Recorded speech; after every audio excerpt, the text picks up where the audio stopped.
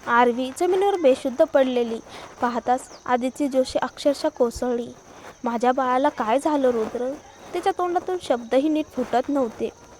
रुद्र देशमुखने क्षणाचाही विलंब न करता आरवीला उचललं. लवकर, खूप लवकर चालवा, तो ओरडला. गाडी चालवत असलेले एकलव्य घाबरून मान हलवली आणि मोकळ्या रस्त्यावर वेग वाढवला. रुद्र आरवीला छातीत धरून बसला होता. आदिती तिच्या कपाळावर हात फिरवत होती. आई इथेच आहे, डोळे उघड ग. पण आरवी हल्लीही नाही. हॉस्पिटलमध्ये रुद्र थेट इमर्जन्सीकडे धावला.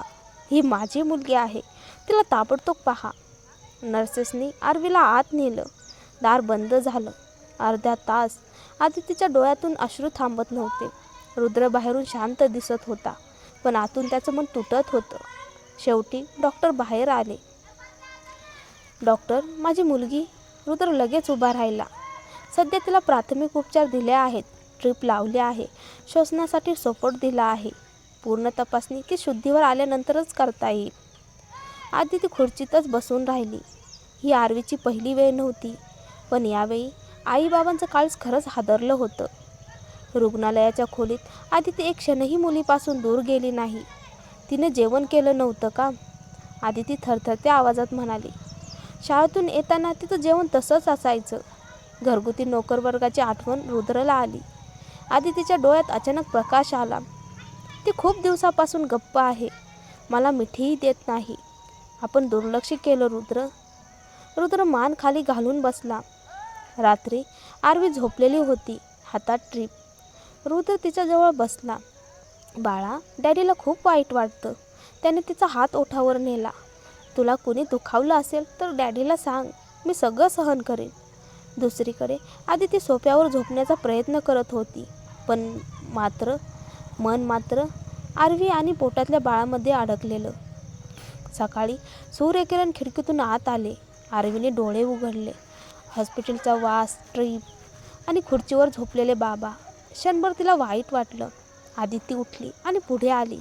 बाळा, आता बरं वाटतंय का? मला हात लावू नको, आरवी थंड आवाजात म्हणाली.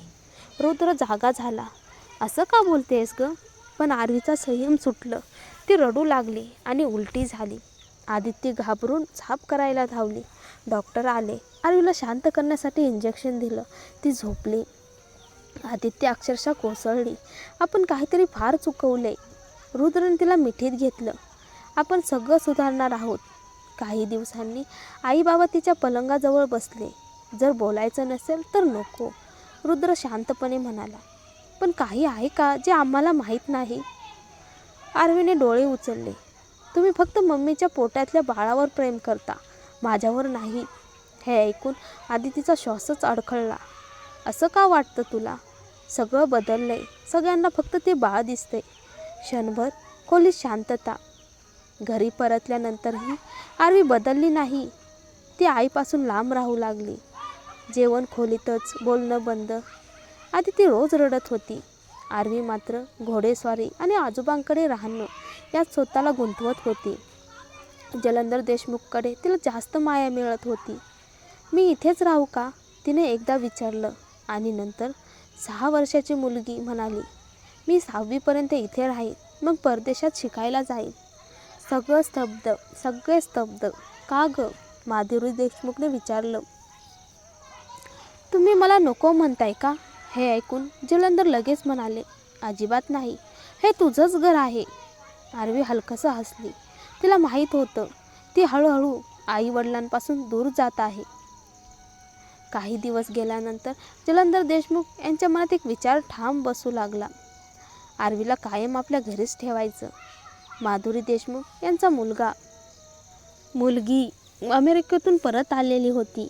घरात गडबड, माणसं, हास्य आणि त्या सगळ्यात आरवी जास्तच खुललेली दिसत होती. पण दुसरीकडे रुद्र देशमुखच्या बंगल्यात एक वेगळीच शांतता होती. देशमुख बंगल्यातील चर्चा. जलंधर स्वतः रुद्रच्या घरी आले. रुद्र, मला तुझ्याशी बोलायचं आहे. रुद्र सोफ्यावर बसला. आदिती जोशी मोठ्या पोटावर हात ठेवत त्याच्या शेजारी बसली. चहा समोर ठेवला गेला.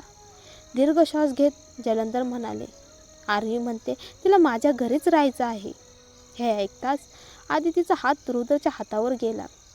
बाबा, 2-4 दिवस राहणं ठीक आहे, आदिती थरथरत्या आवाजात म्हणाली, पण कायम तिकडे राहणं मी मान्य करू शकत नाही.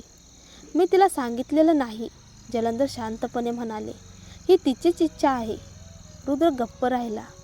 मी स्वतः तिच्याशी बोलेल, तो म्हणाला. जलंधर उठला.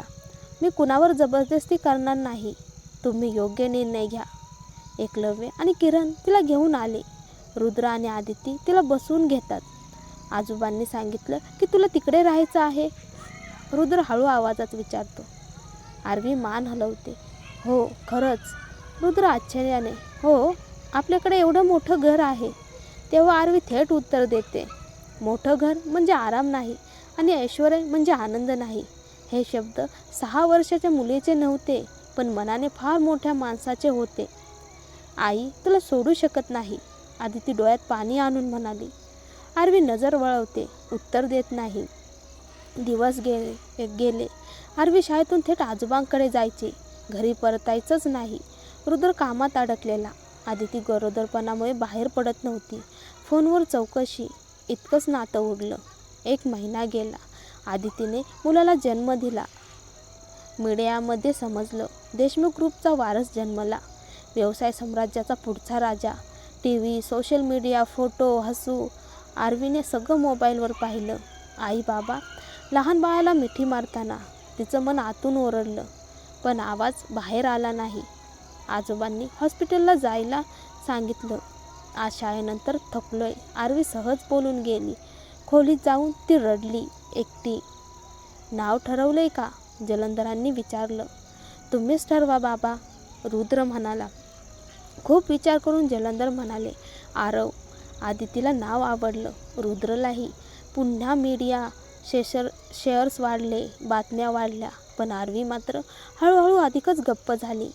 1 महिन्यानंतर आदिती बाळाला घेऊन जलंधराच्या घरी गेली. आरवीचा रिपोर्ट कार्ड टेबलवर ठेवलेला.